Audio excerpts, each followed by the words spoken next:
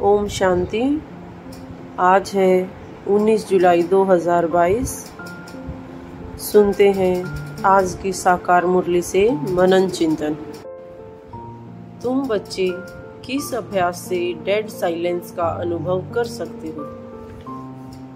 बाबा बच्चों को समझाते हैं कि जब योग में बैठते हो, याद में बैठते हो, तो सिवाय एक बाप के और कोई को याद नहीं करो।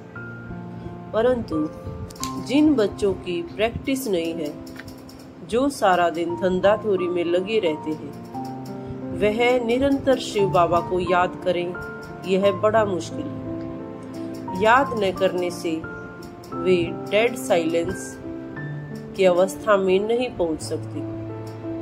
तुम अशरीरी बन जाते हो तो मानो शरीर से मर जाते, अर्थात शरीर के भान को पूरी तरह से भूलना ही डेड साइलेंस बाबा ने समझाया है।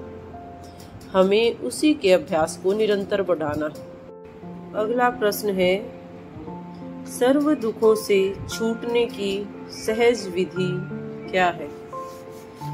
बाबा ने हमें समझाया है कि बच्चे ड्रामा प्लान अनुसार सभी आत्माएं एक शरीर छोड़ दूसरा शरीर लेती रहती हैं और फिर पार्ट बजाती हैं। इसमें शरीर छोड़ने पर हम दुख क्यों करें? इस ड्रामा में हम एक्टर हैं, यह बात भूल जाते हैं। ड्रामा को जान जाएं तो दुख कभी हो नहीं सकता। तुम ड्रामा के आदि मध्य अंत को जानकर कहते हो, फलानी आत्मा ने शरीर छोड़ा, जाकर दूसरा शरीर लिया। हर एक अपना पार्ट बजा रहे। भले हमें ज्ञान मिला है, परंतु जब तक अवस्था पक्की न हो तब तक धक्के लगते रहते हैं। रावण राज्य में जड़ जड़ी भूत हुए हैं ना, तो झट धक्का आ जाता है। सतयुग में यह धक्का कभी नहीं आता। वहां तो बैठे बैठे शरीर छोड़ देते हैं। और यहाँ कलयुग में कहां से कहां आकर स्यापा करते हैं। सतयुग में ये सब बातें नहीं होती हैं। अर्थात ड्रामा के राज को, ड्रामा के ज्ञान को यदि हम अच्छी रीति बुद्धि में समझ लें तो हम सर्व दुखों से छूट जाएंगे। बाबा हमें जंगल के कांटों से गार्डन के फूल किस प्रकार बनाते हैं। बाबा समझाते हैं, जब तक तुम ब्राह्मण नहीं थे तब तक कुछ नहीं जानते थे। ज्ञान बिगर मनुष्य तो जैसे जंगली है। गवर्नमेंट भी कहती है मनुष्य को पढ़ाई जरूर चाहिए। जैसे गांव वाले बच्चे पढ़ते नहीं है, अपनी खेती बाड़ी में लगे रहते हैं, तो बाहर वाले कहते हैं यह तो जंगली है। हमको तो अब बाप बैठ पढ़ाते हैं, हम गार्डन के फूल बनते हैं, वह है जंगल के कांटे। तुमको मालूम पड़ा है तब तुम ये समझ सकते हो। दुनिया में ऊंच से ऊंच गुरु को माना जाता है, क्योंकि समझते हैं वह सद्गति करते हैं, वही सच्चा ज्ञान समझाते हैं। और बाबा हमें सच्चा ज्ञान समझाकर जंगल के कांटों से गार्डन का फूल बनाते हैं। शुद्ध और अशुद्ध अहंकार किसको कहा जाता है? शुद्ध अहंकार आत्मिक अभिमानी को कहा जाता है।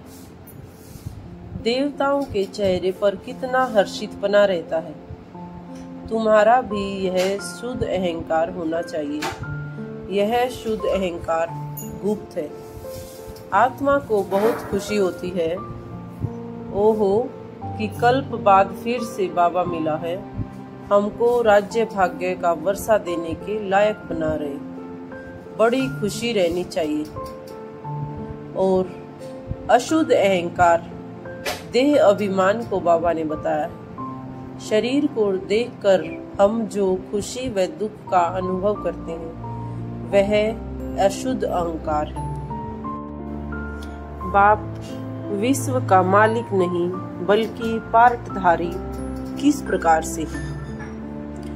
लौकिक में मनुष्य विश्व का मालिक निराकार परमात्मा को समझते हैं, परंतु विश्व तो सृष्टि को कहा जाता है।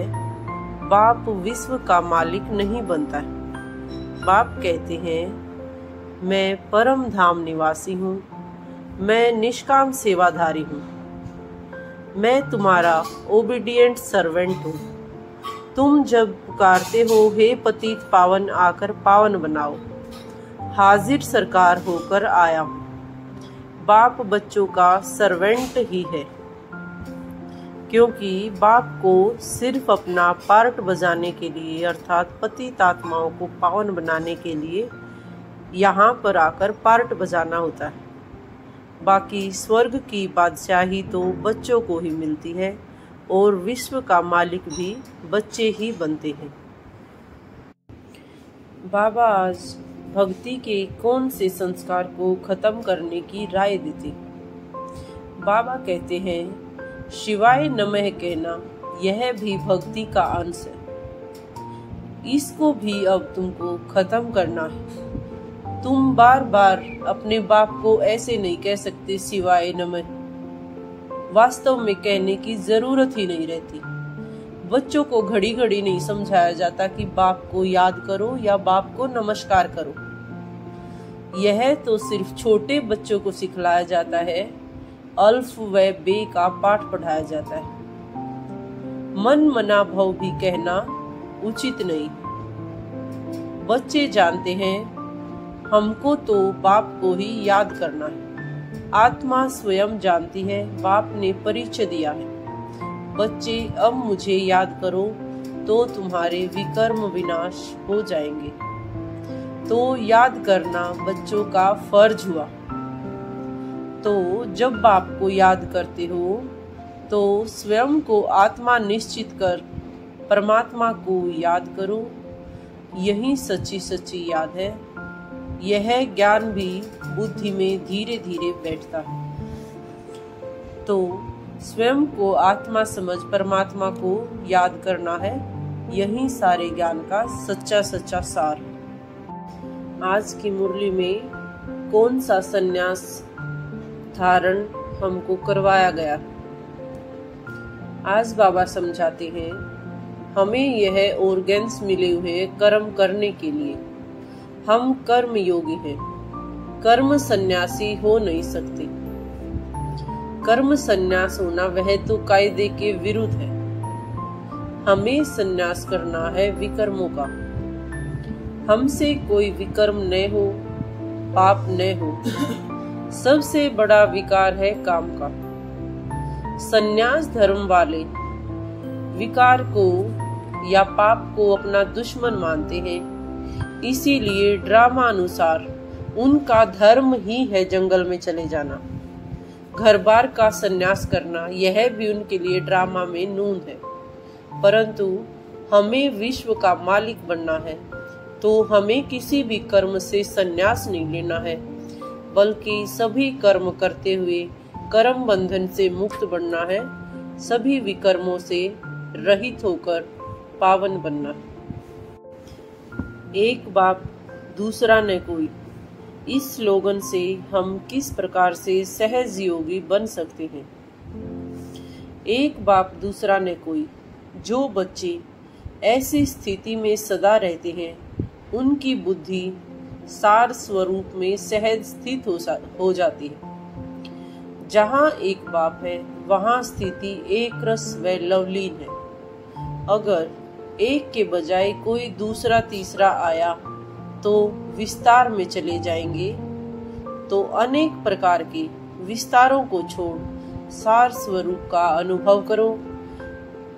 एक की याद में एक रस रहो तो सहज योगी बन जाएंगे। आज का स्लोगन है, दिल में सदा यही अनहद गीत बजता रहे कि मैं बाप की, बाप मेरा। आज की मुरली से स्वमान रहेगा, मैं बाप समान निराकारी, निर्विकारी, निरहंकारी आत्मा। धन्यवाद। ओम शांति, ओम शांति।